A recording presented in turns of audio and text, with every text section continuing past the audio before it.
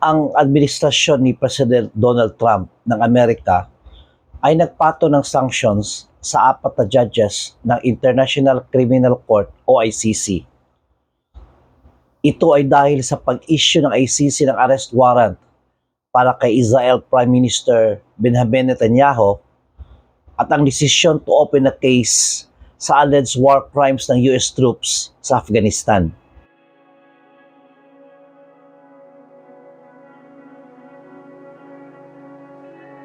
Sabi ni US Secretary of State na si Marco Rubio, ang mga na-sanctions ay sina Balongi Bosa ng Uganda, Luz del Carmen Ibanez Carranza ng Peru, Reine Adelaide Sophie Alapini Ganso ng Benin, at Betty Holler ng Slovenia.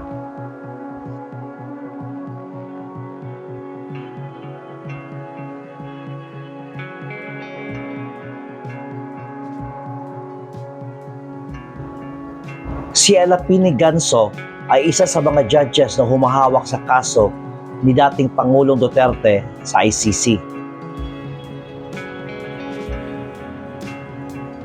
Ang 4 na judges ay hindi papayagan makapasok sa Amerika at ang kanila mga ari-arian at iba pa mga interes sa US will be blocked.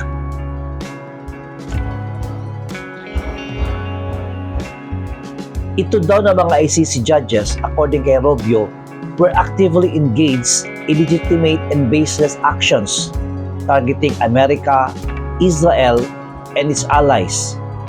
Sabi din niya, ang ICC ay napopolitika na ngayon. Kinundina naman ng ICC ang galawang ito ng Amerika at despite sa sanctions, ay magpapatuloy lang daw sila sa kanilang mga gawain to bring justice sa mga victims of war crimes, crime against humanity, genocide, and the crime of aggression.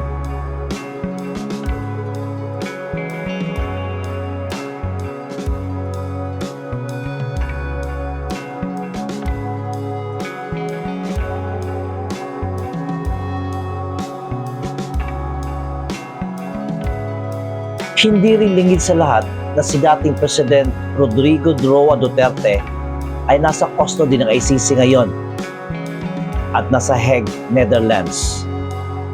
Ito ay dahil sa kasong crime against humanity.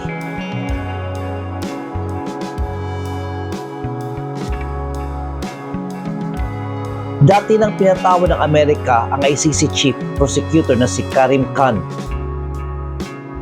Nawalan ito na access sa kanyang email at na-frozen ang kanyang mga bank accounts sa Amerika.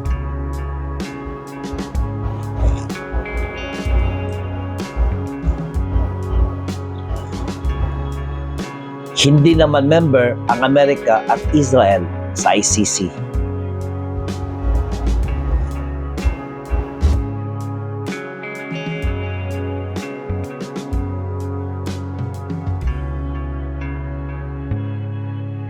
As far as America is concerned, the ICC has no jurisdiction, no legitimacy, and no authority.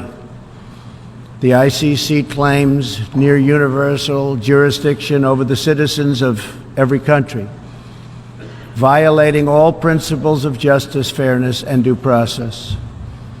We will never surrender to an unelected, unaccountable global bureaucracy.